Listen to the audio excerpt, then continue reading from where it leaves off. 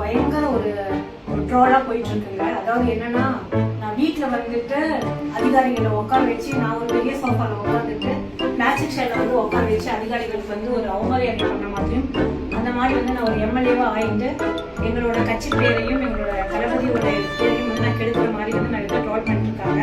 இது உங்களுக்காக ஒரு பதிவு தான். இது என்னோட வீடு கிடையாது, இது என்னோட ஆஃபீஸ். நான் முன்ன எல்லாத்துக்கும் தெரியும் நான் ஒரு ஜோதிடரா இருந்தேன் அப்படின்னு சொல்லிட்டு, அஸ்ட்ராலஜர் அப்படின்னு எல்லாத்துக்கும் தெரியும். என்னோட ஜோதிட செட்டப்பான ஆஃபீஸ் இதோட இருக்கை. இது வந்து என்னோட ஆஃபீஸ் செட்டப். நீங்க யாருனாலும் எப்பனாலும் இது கூட வரலாம். இந்த செட்டப் வந்து வீடு கிடையாது, இது ஆஃபீஸ். பாருங்க, சேர் வந்து பியோர் லெதர். எங்களோட வந்து எங்ககிட்ட உட்காந்து பேசுறவங்களுக்கு வந்துட்டு நான் வந்து அந்த அளவுக்கு ஒரு குவாலிட்டி கொடுக்குறேன். இது வந்து பியோர் லெதர் சேருங்க. இது என்னோட ரூமு. இது வந்து என்னோட ஆஃபீஸ் ரூமுங்க. இங்கே தான் வந்துட்டு என்னோட ஸ்டாஃப் எல்லாமே பார்த்தீங்கன்னா இந்த மாதிரி ஒரு இடத்துல தான் நான் உட்கார வைக்கிறேங்க. அடுத்தது இதெல்லாம் நான் வாங்கின சர்டிஃபிகேட். நான் இது வரைக்கும் வந்து எத்தனை சர்டிஃபிகேட் வந்து ஆஸ்பெக்ட்ல வாங்கியிருக்கேனோ இது என்னோட ஜோதிட ஆஃபீஸ் மேல அதை பிரபலியம் பண்ணணும் அப்படிங்கிறதுக்காக தான் என்னோட ஆஃபீஸ் இருந்துச்சு.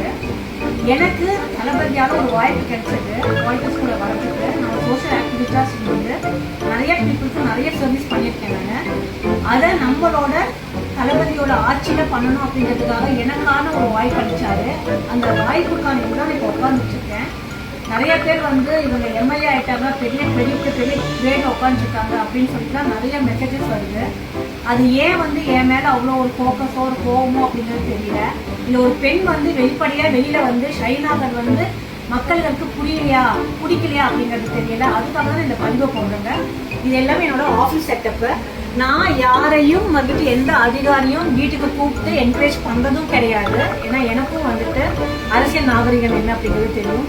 என்னோட ஆஃபீஸில் தான் வந்து அவங்கள வர வச்சு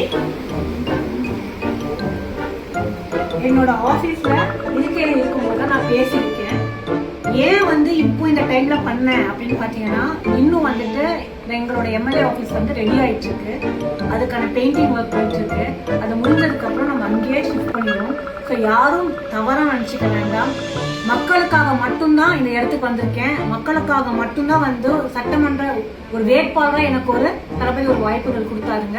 அதனால் அவருக்கு எந்த மாதிரியான ஒரு பேர்பங்கம் வரத்துக்கு வந்து நான் விட மாட்டேன். தயவு செய்து ஒரு காமன் பீப்புள் நீங்கள் பார்த்துட்டு இருக்கிறதுக்கு உங்களுக்கு என்ன அப்படிங்கிறது புரியும்னு நினைக்கிறேங்க. அதுக்காக போகக்கூடிய பதிவு தான்.